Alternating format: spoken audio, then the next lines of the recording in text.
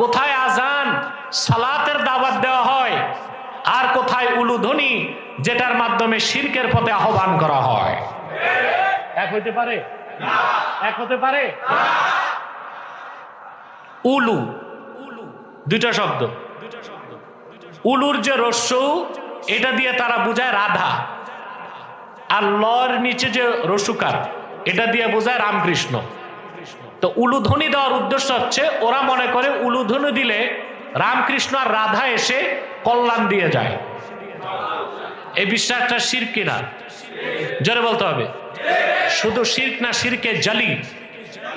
এইরকম মুশরিককে কাফের বলা ছাড়া আর কিছু বলা যায়?